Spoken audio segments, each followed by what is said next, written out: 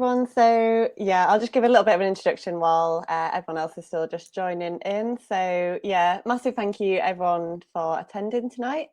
We've got a really exciting talks tonight. So the event tonight is the PhD showcase. So this is our annual event where we're going to be showcasing some of the world-leading research within the Institute for Climate and Atmospheric Science here at the University of Leeds. And so the point of tonight's talk is to really showcase some of the amazing talent that we have from our PhD students here in the department at the University of Leeds. So just a little bit of admin about the format for tonight. So we've got 3 amazing speakers, and they're going to be giving us 12-minute presentations with 3 minutes afterwards for questions. So we're kind of aiming to conclude tonight around 7:45. So it'd be really great to get as many questions as we can for our speakers. So please just stick any questions, any queries at any time just in the chat box function. And Michael, our lovely co-host, will mark these as questions, and then I'll read a few, or as many as I can, out at the end of each presentation. And if there's any unanswered questions that I haven't got around to in kind of the concept of time, the speakers will be happy to reply as well in the chat box function after. Or if not, you can just reach out to us on social media. So it'd be really great to get loads of feedback from tonight. So I'll just give one more minute just to make sure everyone who wants to can join. And then I will introduce our first speaker. Okay, perfect. So I'll get going just so we've got time for all the talks tonight. So I'll introduce our first speaker of the night. So our first speaker is Eszter Kovacs. So do you want to get your slides ready, Eszter? And then I'll just introduce you. So Eszter did her undergraduate degree with an integrated master's in physics at the University of Bath. She's now part of the Centre for Doctoral Training. And this is a group of students who focus on using Earth observation data and machine learning to tackle challenges in environmental science. Her research focuses on the effect of marine biogenic aerosol on high latitude clouds. And the title of her talk tonight is Algae with a Chance of Clouds. How does ocean biology relate to the cloudiness in the Southern Ocean? So when you're ready, Eszter, take it away.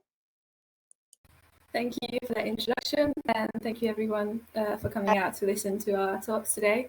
So yeah, my title is Algae with a Chance of Cloud, and my PhD project is on the subject of how phytoplankton affect clouds. And just for the purpose of this talk, I did assume that everyone would know what a cloud is, and I hope that's the case. But I do realize that phytoplankton is more of a niche kind of subject, so I have a bit of an introduction to that to start off with. So phytoplankton are microscopic marine algae, and they photosynthesize, and they're very important environmentally. They act as a food source for a lot of different marine life forms, such as whales and shrimp.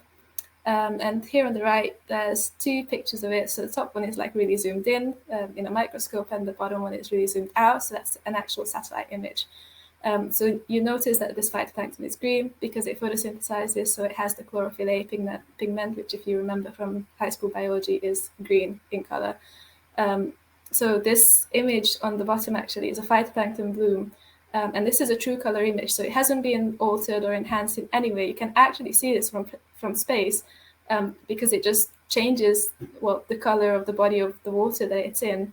When it's blooming, because it's such a high density of phytoplankton that it changes the color to like a more greenish, lighter shade. And these blooms can actually be harmful to human health if they affect sources of drinking water, so freshwater lakes and rivers. But I'm actually looking at phytoplankton in the ocean. And the way that the phytoplankton from the ocean actually get to the clouds is via aerosol. So when I say aerosol, I usually assume that most people think about like deodorant and like spray paint, maybe something about fridges. But aerosol is just what we call the tiny particles that are in the air around us. So these can be both man-made, so like from exhausts and spray paint and stuff like that. But they can also be natural, so they would be around even if humans weren't. So they can come from, soil and trees and the ocean, which is what I'm looking at. So when aerosols are emitted, they're usually really tiny, and they spend some time in the atmosphere and they start growing. And once they reach a certain size, this is where I'm actually looking at it. So once they reach a certain size, water can actually condense onto them and form what is called a cloud droplet. So this is what clouds and fog and water stuff in the sky is made of. And it's very important how much aerosol there is in a cloud, because it can change how much sunlight that cloud will reflect back into space. So just to illustrate that, this figure is from a nice IPCC report from a few years back, and it illustrates how aerosols affect how much sunlight reaches the Earth. So aerosols by themselves do scatter and absorb some of the sunlight, but what I'm interested in is how they affect clouds. So the cloud on the very left is our kind of baseline. So you'll notice that it has a certain number of cloud droplets, which are those white circles inside the cloud.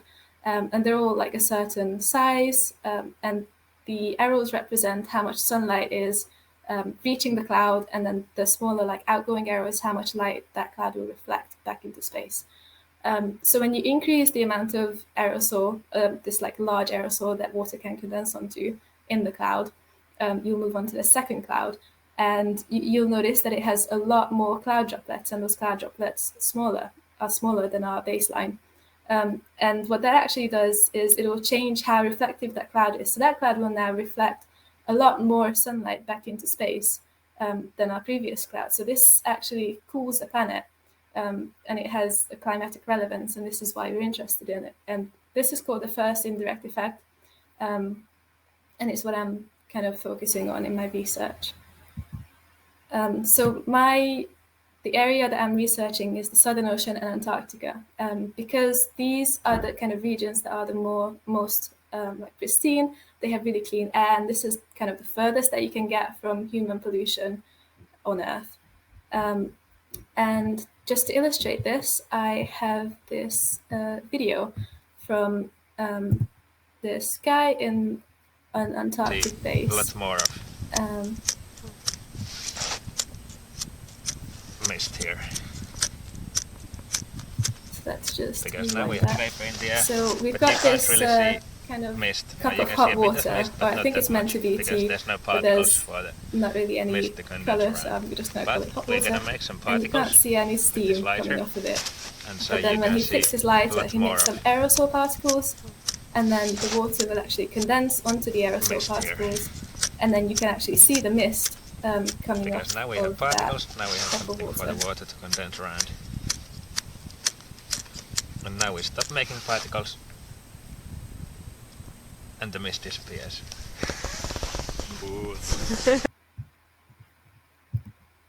So I hope everyone could see that well. And so this just kind of illustrates how the presence of aerosol can affect kind of how reflective the water is that condenses onto aerosol, and just how pristine this Antarctic region is. And actually, in the clouds around Antarctica, we're seeing a lot more cloud droplets than we would expect based on how clean the air is there. So that's another reason that I'm studying this region. And the Southern Ocean is also a permanent upwelling region, which means that there's a lot of nutrients that phytoplankton need to thrive. So there's going to be a lot of ocean biology going on. There's going to be a lot of variety of how much phytoplankton there is. So it's like a good natural laboratory to kind of study. So the aerosol that kind of come out of phytoplankton can be split into two groups: primary and secondary marine organic aerosol. So primary just means that it comes out of the water straight away as aerosol. It doesn't need to undergo any chemical reactions or anything. So these are mainly organic carbon compounds, such as waste products from phytoplankton or pieces of dead plankton or viruses, and they get picked up by the wind and emitted along with sea spray. So there's different type of aerosols that come from the surface seawater. And then there's the secondary organic aerosols. So these are gases that nucleate and turn into aerosols in the atmosphere. So an example of this is DMS, which is short for dimethyl sulfide. And this is a gas that apparently smells like cabbage or something. And this is the basis of the claw hypothesis, which was proposed by these four guys back in 1987.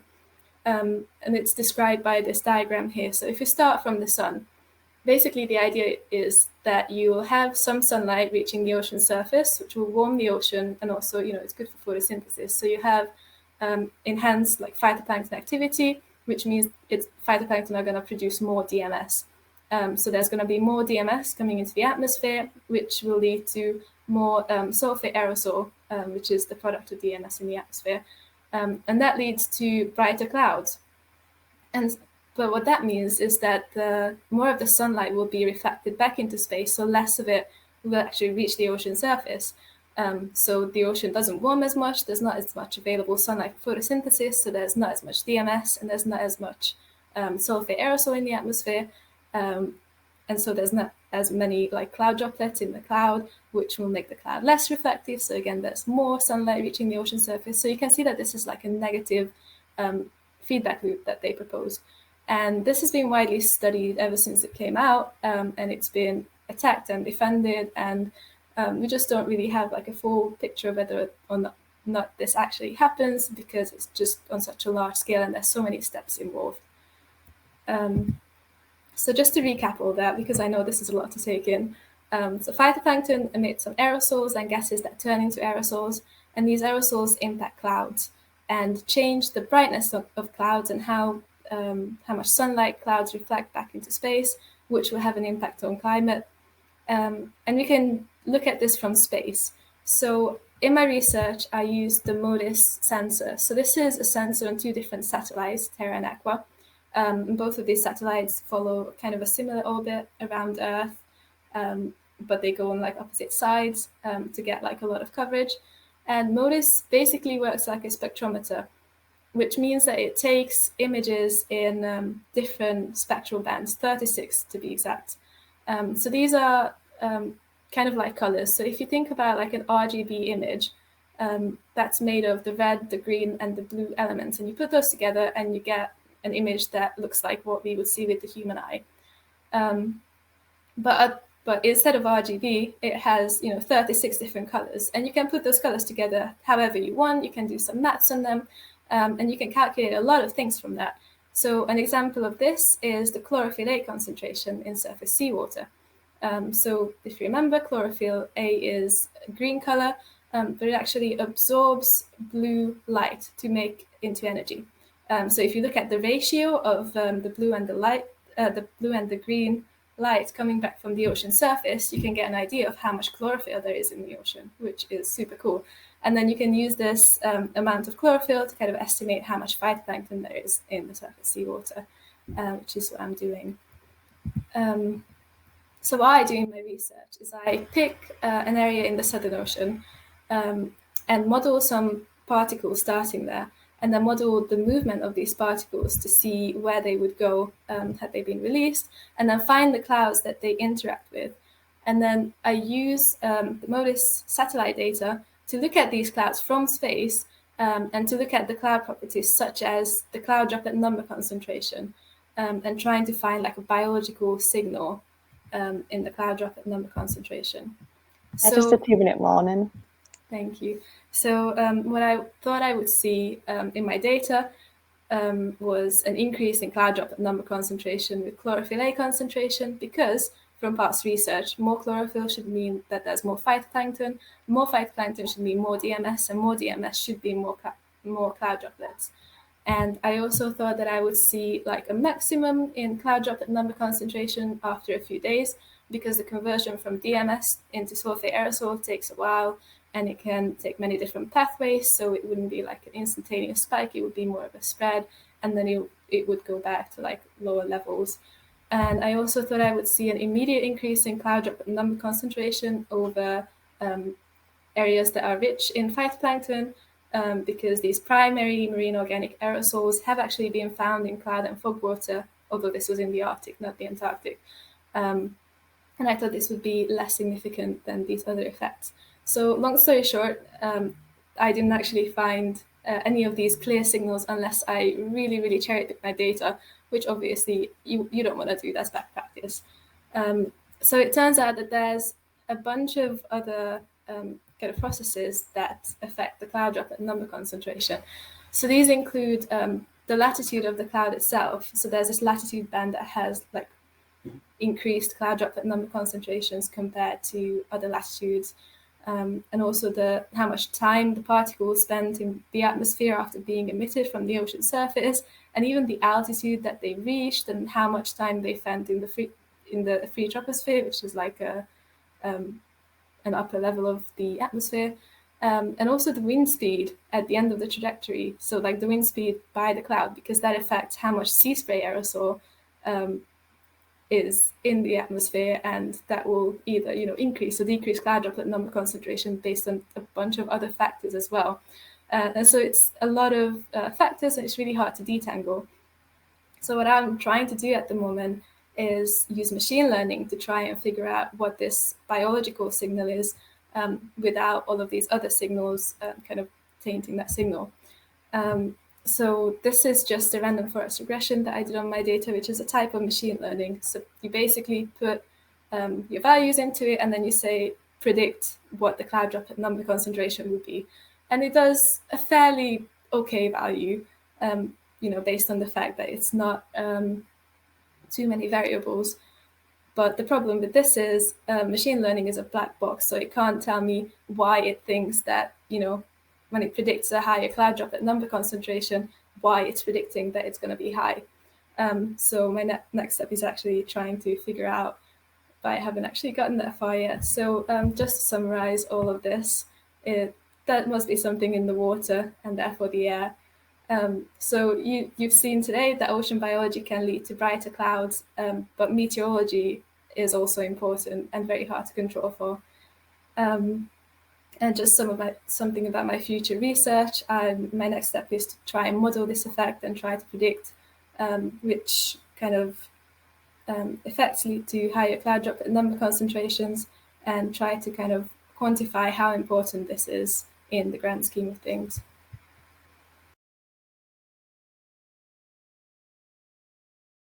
Great, thanks Eszter. That was a really interesting talk. So I'll just check to see if there's any questions.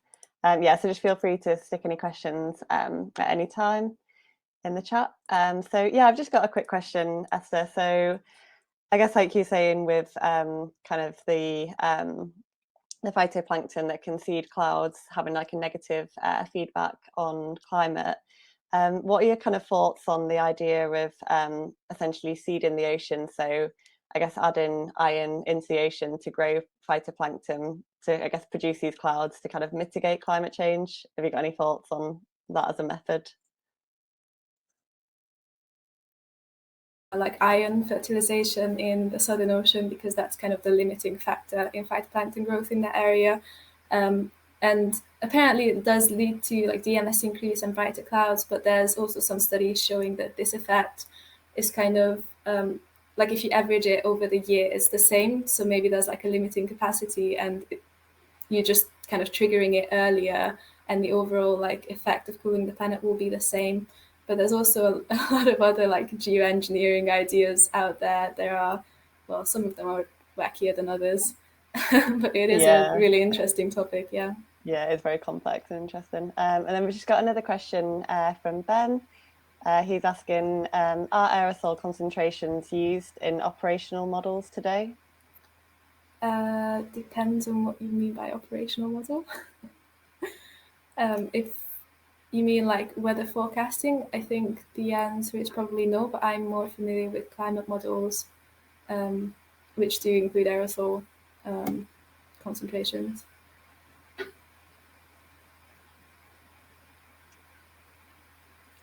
Perfect, thank you. Well, if you've got any further questions for Eszter, please do stick them in the chat. That was a really good start to today. And so, just in the interest of time, we'll just move on to our next speaker. So, Lauren, do you just want to start sharing your slides? So, our next speaker tonight is Lauren Burton. She is a second-year PhD student within the School of Earth and Environment at the University of Leeds. And she graduated with a BA in Geography from the University of Oxford in 2019, and then went on to study an MSc in Climate Change at the University of East Anglia before starting her PhD in October 2020. She's part of the Institute for Climate and Atmospheric Science and the Earth Surface Science Institute, and her PhD title is Paleo Constraints on the 1.5 degree world. What does the Pliocene period tell us about the long-term effects of atmospheric CO2 at 400 parts per million? And her talk today will be titled Back to the Future, Part 4, Paleoclimates. So whenever you're ready, Lauren, take it away. Thank you. Thank you, Susie, for the introduction and for the invitation to talk this evening. I'm Lauren, and today I'm going to be taking you back to the future, but rather than using a DeLorean, we're going to be using some climate models. So let's get started. Here I'm showing you a plot of a temperature change relative to the pre-industrial period, about 1850 to 1900. The pre-industrial is a common comparison for climate change because it is a time before we humans started to emit lots of climate altering greenhouse gases like carbon dioxide or CO2. When we think about climate change, often the first thing that comes to mind is an increase in temperature, and we can see by this plot that temperatures are higher than the pre-industrial almost everywhere across the globe, except for some regions in Antarctica, which is shown in white. But we can also see that this temperature increase is not the same across the globe, and that the high latitudes, so the Arctic and Antarctic, have a much larger increase in temperature than the global mean. And we call this the polar amplification effect. Now, you will hopefully have heard of the 1.5 and the 2 degree warming targets of the Paris Agreement for global mean temperature. But we can see here that some regions in the high latitudes have an increase in temperature which exceeds 10 degrees, marked by the very dark reds. But what if I told you that this plot doesn't actually represent future climate change, but rather the temperature change to 3 million years ago?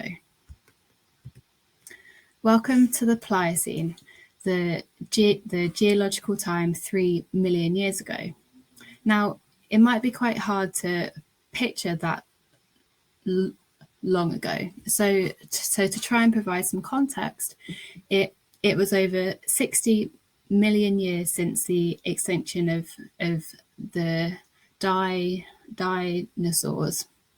And though some early ancestors of humans were roaming the earth, it was still over 2 million years before modern humans, Homo sapiens, became dominant.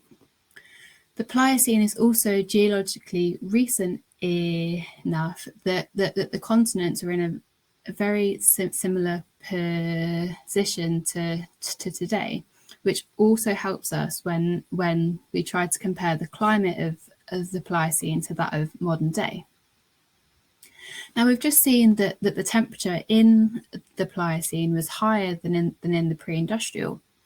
And these fantastic works of art by James McCabe begin to give us a taste of what the environment might have looked like with these warmer temperatures. On the left, we have a snapshot of a much less snow and ice covered Greenland than today, with species present that today would prefer temperate woodlands, and they include this wonderful but now extinct striped three-toed horse, which you can see in the centre. Today in Greenland, only hardy and cold adapted land mammals like polar bears and muskox are present. And the figure on the right shows the underwater wonders off the coast of Suffolk here in the UK. Now I'm from Norfolk, and as much as I love the coast there, I can't picture it being anything like this. I am quite glad that we no longer have large sharks called megalodon to contend with, but might we see habitats like this again in the future with anthropogenic climate change? So back to our temperature plots quickly.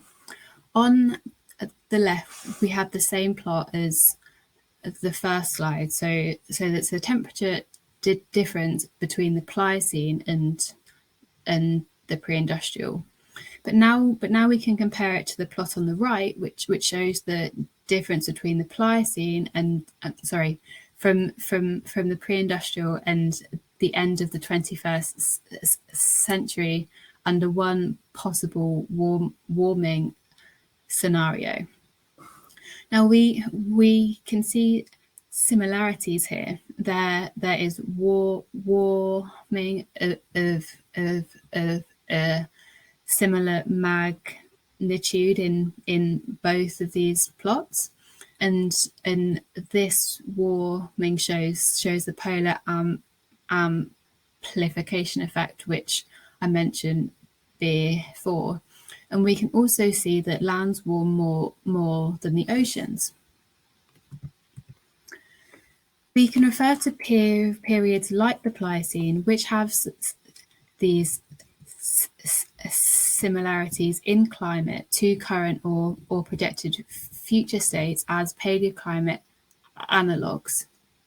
Now, we have all already seen that the Pliocene is comparable to the future in terms of temperature change, but it is also comparable in terms of precipitation change, so rain and snowfall.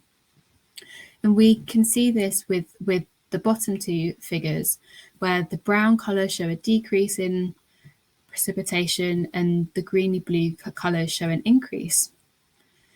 In both the Pliocene and the future, we see an overall increase in precipitation, with particularly large increases in northern Africa and the Sahara Desert, as well as the high latitudes. Now, there are a few types of paleoclimate analogues that we can talk about, and I'm going to hope that some of you took part in January this year to try to help me explain them. So first up, we can talk about true or perfect analogues, which using my January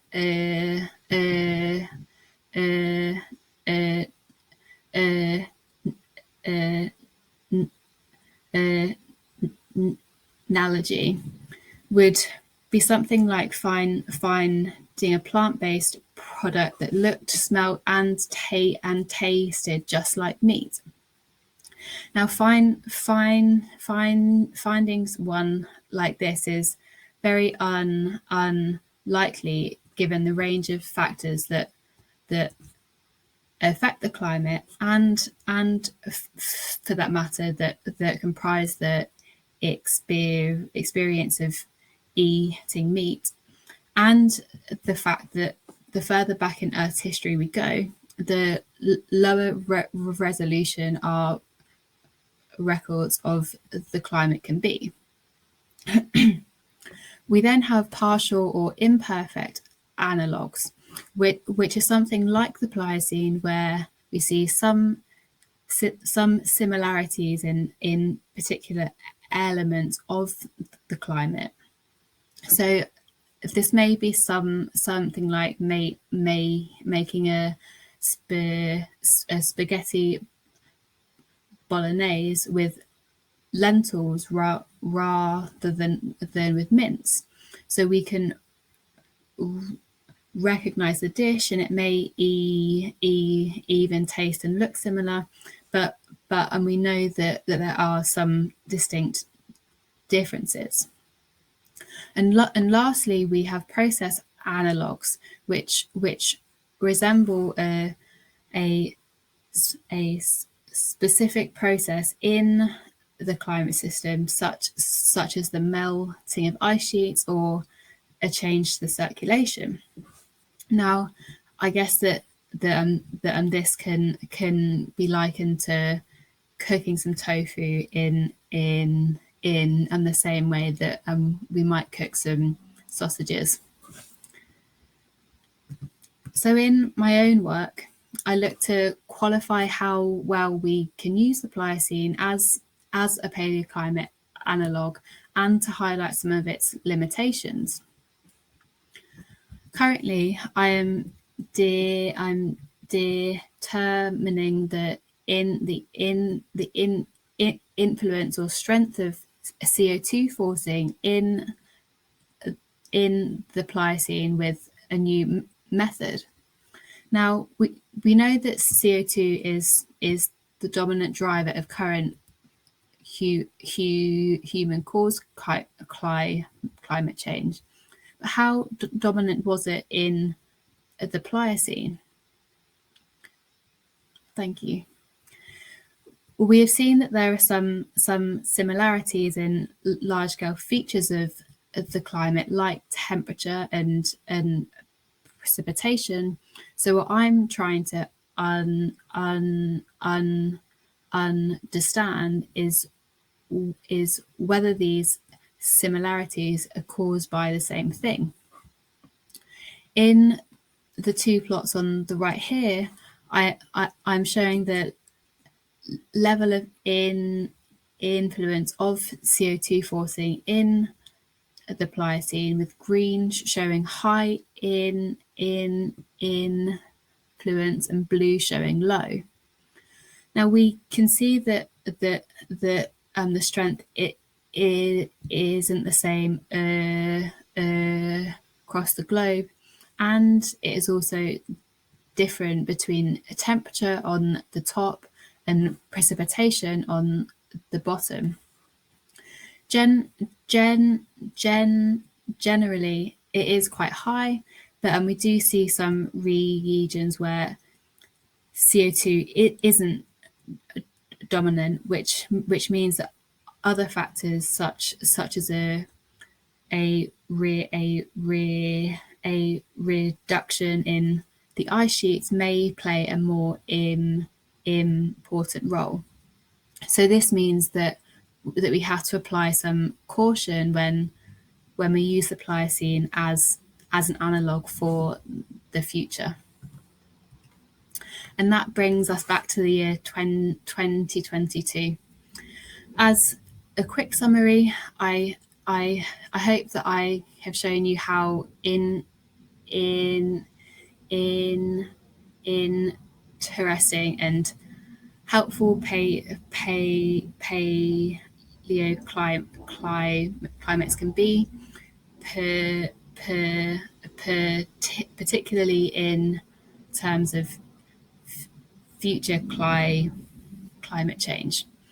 The Pliocene is one of the most well studied paleoclimates, and it has similarities to the future in terms of increased temperature and precipitation, as well as a reduction in the volume and extent of ice sheets and an increased sea level. So I hope you have enjoyed your trip back to the future, and I'll be very happy to take any questions. Thank you.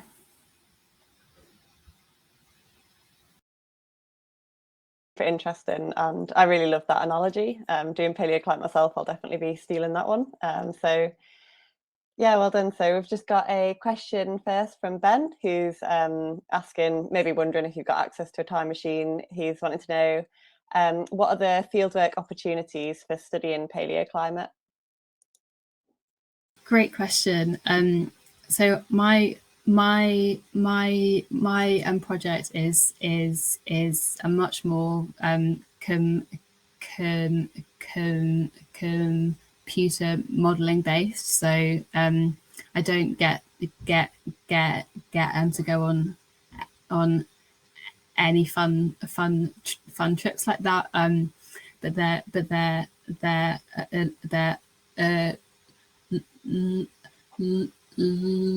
lots of chances in on the field to find proxies which are kind of our way to get data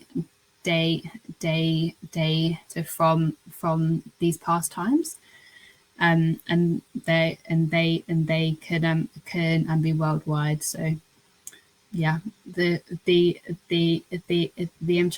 chances are there, but not ones that are linked to my PhD for now.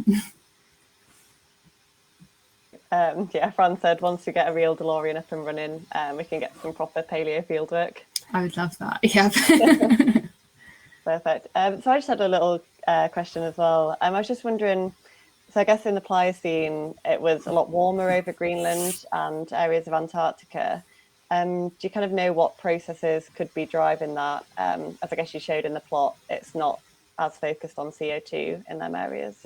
Yeah, so we know that the ice sheets were a different shape to what they are now. So what and we think is kind of the CO2 leads to like these large changes worldwide, and then as we see these changes become amplified through feedbacks at the high latitudes. So that then leads to the ice sheets decreasing in size. Yeah. Please stick them in the chat, and Lauren will be able to answer them on there. So that was another really great talk. Thank you so much. Thank you. And yeah, we'll head into our final speaker. So last but very not least, we've got Jonathan Coney. Jonathan is a second-year PhD student in the Institute for Climate and Atmospheric Science at the University of Leeds. He is studying mountain weather and machine learning. When Jonathan's not stuck behind a computer, he's a really keen fell runner, a runnutter, and a general hill enthusiast. So yeah, if you want to share your slides, Jonathan, and take it away. Thank you. Thanks very much, Susie. Thanks a lot for having me along. We started at the end there. That's a good start. Righto. So I'm going to be talking to you about hold on to your hats or sheep, mountain weather. And that is my name, Jonathan Kearney. Hello. Mountains and have their influence on the weather have sort of affected how we think of them, and we've named certain things about them. So I found a few examples here. We've got Windy Gap in between Great and Green Gable and the lakes. There's Windy Hill just off the M62, if anyone's ever been across. That footbridge on the Pennine Way over the M62 might back up that Windy Hill is quite an accurate name. I found plenty of Scottish ones as well, but my Gaelic's not great. So if anyone does speak Gaelic, please do correct me. But Miel Gawthach, we've got a Windy Mound. Sarah Barr saying she once got blown over near Windy Gap. I can believe that. Stog Corrinan Schnecter, peak of the Corrie of the Snow. Fuer Toll is a cold hole or hollow. And finally, Anne Grianan, a sunny place, theoretically for drying peat. I mean, I think all of these would have been quite windy at the weekend, but still, the weather has affected how we think of naming things, and the fact that it's in the names of the hills suggested that we've thought about the influence of the weather for a long time. I mean, it is the national pastime, I suppose, to talk about the weather. But one thing I want to talk about for starters is the Helm wind on Cross Fell in the Pennines, which is Britain's only named wind. Some of you are probably familiar with it. And it's an example of, it's been talked about for a long time, so I've just put on top of this OS map, you've got a northeasterly wind comes over the fell, and you end up with this cloud appearing on the top of the hillside, which is no longer as a helm from the Anglo-Saxon, allegedly, for a helmet. So you get this sort of helmet cloud effect. And then a bit further downstream, you get a gap of clear air. And then over the river, you get what they call the bar, so another bank of cloud. It's been talked about for centuries. And I mean, from the Saxon name to here, you've got various, this is from 1777, it's called a remarkable phenomenon. A rolling cloud, sometimes for 3 or 4 days together, hovers over the mountain tops. Described it as a violent roaring hurricane comes tumbling down the mountain, ready to tear up all before it. And this one's from 1857, reprinted a bit more recently, but sometimes blows the sheep about like so many pieces of wool, frequently breaks down large trees, known to blow a person from his horse, overturn a cart completely on the level road, and houses which stand its are often unroofed, or the roof broken to pieces. I found this picture of a barn on a BBC article. It took the entire roof of a man's house, but lifting it up and carrying it to a distance, as I'm told, 50 yards into a field. It's not an accurate image of a sheep there, but it was a sheep in the air, so it's the best I could find. This is from the 30s. This paper was delayed due to the war effort. Bent low with ears covered, wearing every available windproof. I think most of us have been up a hill recently can attest to that. Remorseless thrust of a force 9 torrent of air. Farmer's wife shivers in the brilliant sun and finds a heavy blanket stretched horizontally from the west. These show that what an effect this has on us throughout the centuries, as it were. Nothing will grow, and if the snow is on the way, you must toil up to see that every gate leading to the fell must be left open for the sheep to find their way down. And under the helm wind conditions, the region is to be avoided by aircraft unless the pilot's an exact knowledge of where to find rising currents. Both upward and downward currents are likely to exceed 1,500 feet per minute on occasion. So the helm wind is what's known as a föhn wind, which is the name from the Alps to describe these sorts of strong, warm, downslope winds on the lee side. So in this case, it's a northeasterly wind that comes over the fell and then blows down, leading to these gusty conditions at the foot. So there's other local names, such as there's the föhn in the Alps, Chinook in the Rockies, and the sky sweep. I don't think that's probably a translation I couldn't find in Spanish. That's in Mallorca. So my PhD work sort of slots in slightly along this. It's not as exciting as the helm wind blowing sheep away, but I'm currently looking at lee waves produced by air flowing over the mountains. So a similar mechanism to the helm wind, but the sort of initial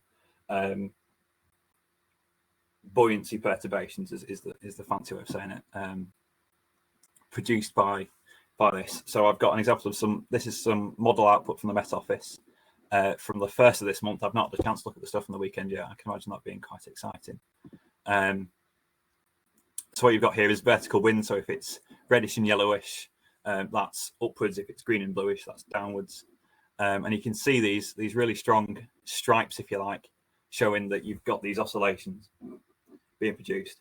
And what I'm doing at the minute is I'm using machine learning to detect these lee waves from the model data, and then hopefully predict some characteristics about the waves, with the end goal of producing a climatology. Because what would be nice is, because there's these effects for things like pilots, you don't want to go flying in these sorts of turbulent conditions, especially when you've got strong waves, which can lead to rotors, so really strong turbulence on the further down on the waves.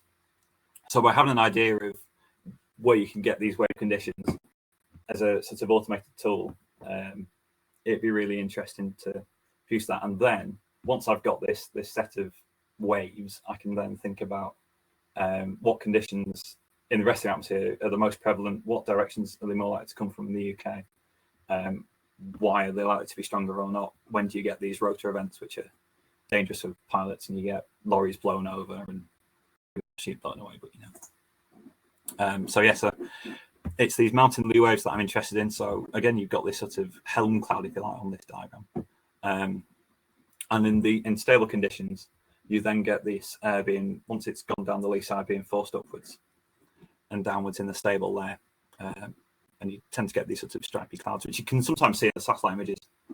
And then again, on this image, you've got some rotor turbulence underneath.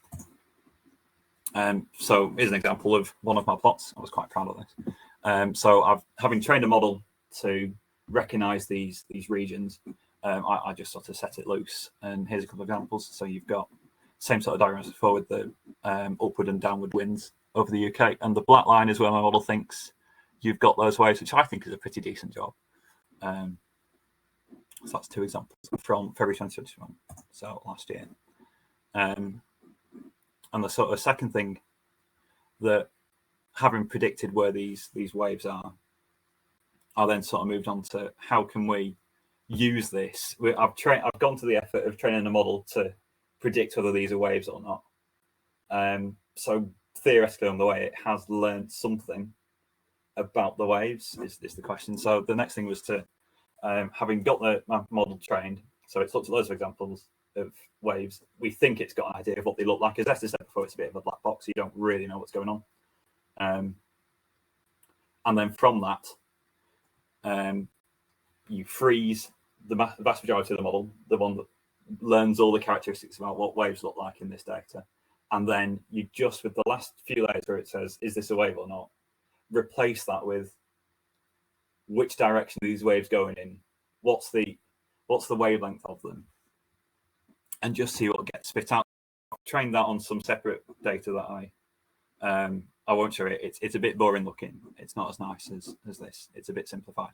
But the main idea is that if I created it, I can know exactly what I can choose what the data looks like if you want. So from this, I appreciate that it's not the easiest to see, but the main idea was to plot the orientation of these waves. So this is my prediction here, and on the right is what the wind direction is. And these aren't exactly directly comparable.